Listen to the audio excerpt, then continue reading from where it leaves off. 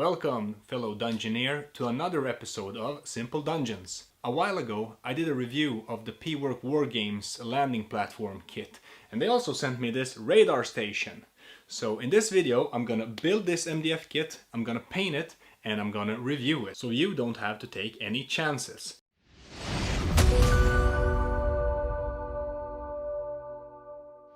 So, if you watched my previous video when I built the landing platform by Pwork Wargames, I was pretty happy with how everything fit together so well. And I cannot say anything else about this kit too. Everything is just cut to perfection. There's no parts that need any trimming, any gaps filling or anything like that. You just need to clean the connection joints where you break the parts off the sprues. Other than that, everything goes together just nicely. Thanks to that, these kits are just a joy to put together. And now I have done 2 kits from Pwork Wargames, but I'm pretty sure that most of their kits, if not all of them, goes together as well as these 2. There's really no reason for me to suspect anything else.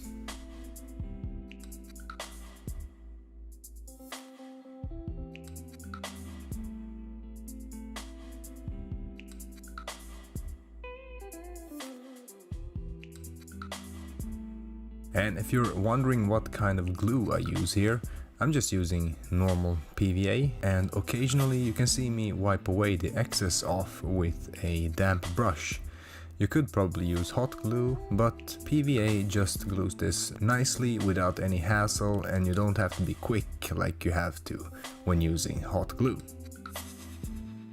Now, I don't know if it's just me, but I felt that this particular model was a little bit complex to glue together. I did make some mistakes that I have to go back and redo. I simply glued the wrong parts at the wrong places. Now, of course, I hurried this build to be able to do this video in a reasonable amount of time, so I didn't study the instructions that very carefully. But I did do some mistakes, and thanks to the slow drying time of PVA glue, I was able to go back and remove the wrong parts and correct any mistakes. I didn't do any mistakes when I built the landing platform, but that was a way simpler design than this. So I don't know if I can recommend this as a first MDF kit to someone who's interested, but it is definitely a good kit.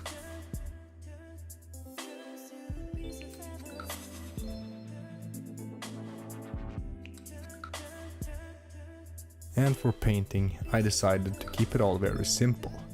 I base coated the entire model with a light grey primer. And then I pre-shaded the model by airbrushing the lines that separates all the panels on its surface. And this helps the model get some depth, because if you skip this part and just go ahead and paint it, I think it's gonna look a little bit flat, and you don't want flat models. For the main color, I chose the same military green that I used for the landing platform, but of course you can use whatever color you want. But to avoid making this just a green blob on the battlefield, I chose to paint the radar itself in a different color, a bone in this specific case. This is just in order to break up the monotony of a large single color painted piece of terrain.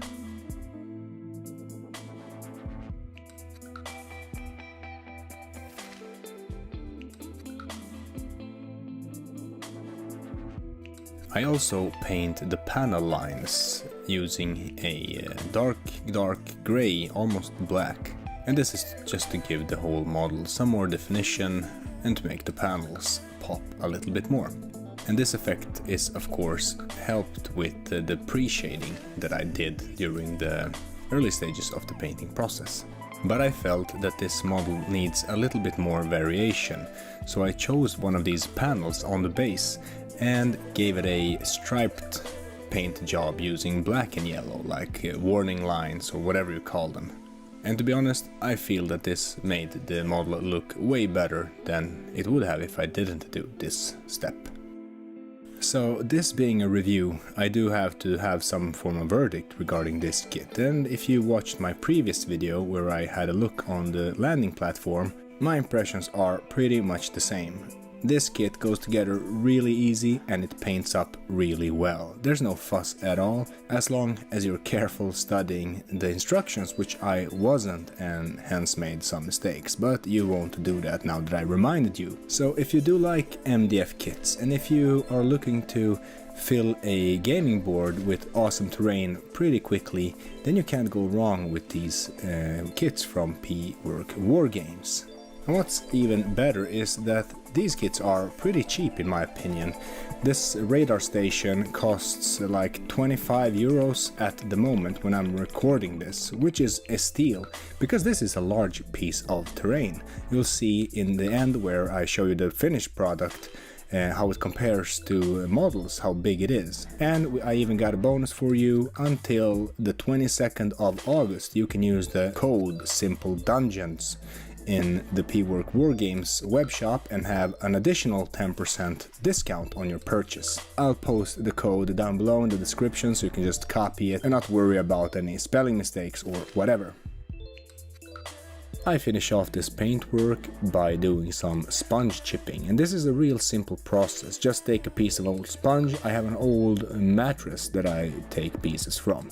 Dip it into paint and dab it across your model, putting more emphasis on the areas that would have more wear and tear. For instance, the floor, staircases, ladders, stuff like that, where people would normally walk on and use. And once I'm happy with this, I move on to the final step, which is oil washing. And I love oil washes. You just take a regular artist's oil paint and dilute it heavily with white spirits. And this is a magic sauce. Just slap it across your terrain pieces and watch it come to life. Now of course, if you're careful, you can do streaks with this, you can do rust effects with it, you can do whatever. You can use different colors. I use a burnt umber oil paint for this, but you could use raw sienna for some really awesome rust.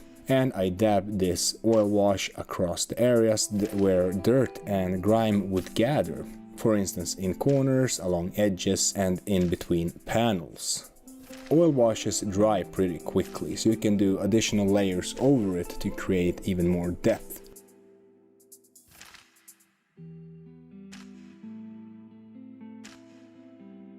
When I'm happy, I leave it to dry overnight, and when I wake up in the morning, I have a finished piece of terrain.